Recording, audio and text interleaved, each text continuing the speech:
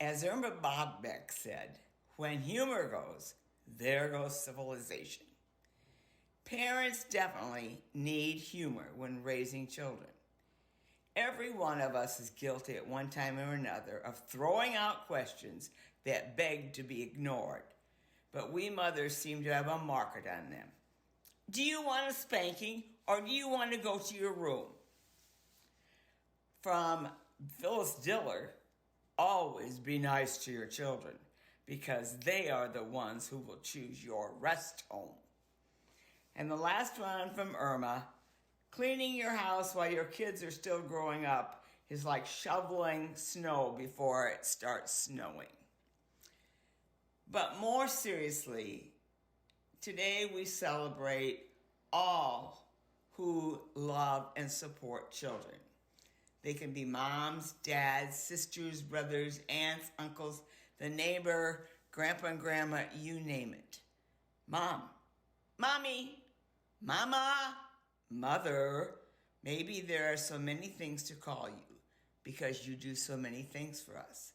There are not enough words in the world to say how much we love you.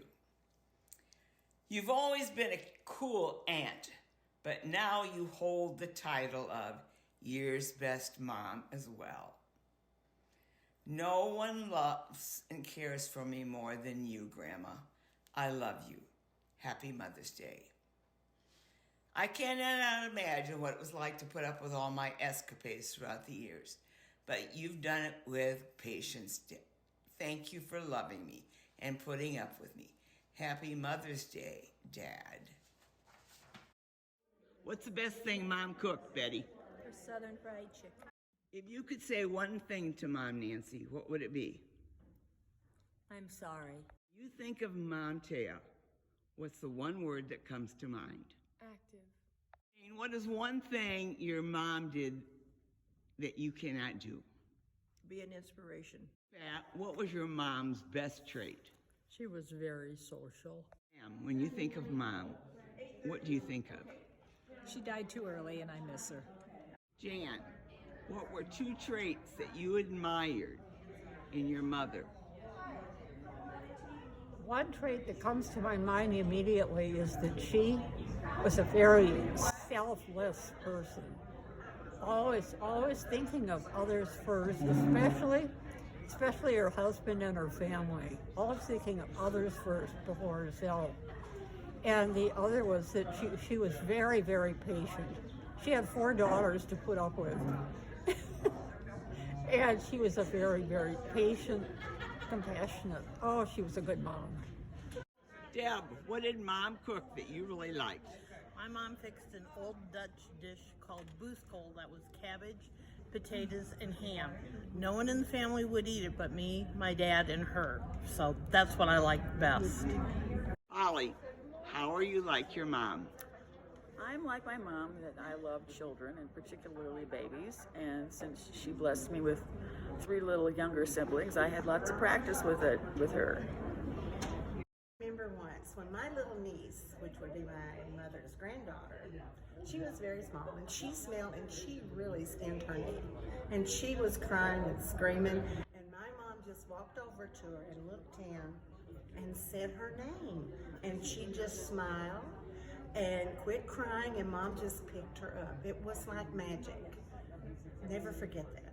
Never. My mother was a widow at age 42. She never remarried, so she raised my sister and myself.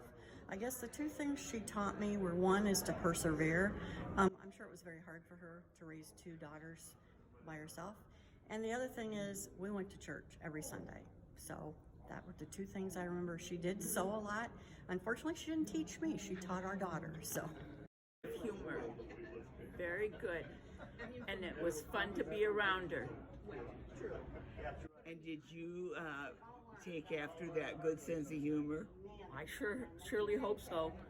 Hi, my mom's name is Darlene Smith, and 2 things that she taught me that I still do today are hard work and as much patience as possible with my children. We also have had a lot of fun over the years, and we got to take a trip together before I had children, and we got to go to New Mexico together, and that will be a trip I will always remember.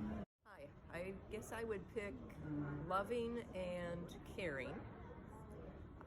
Loving because she was just filled with love for not only her kids and her grandkids, but she was a nurse and she treated each of her patients like they were her family.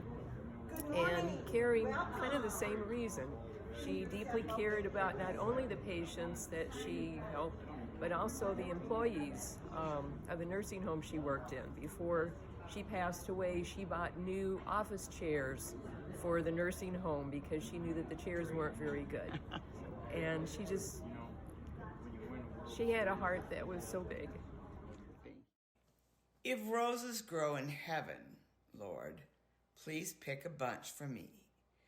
Place them in my mother's arms and tell her they're from me. Tell her that I miss and love her. And when she turns to smile, place a kiss upon her cheek and hold her for a while. Because remembering her is easy. I do it every day. Bless our mothers who are no longer with us.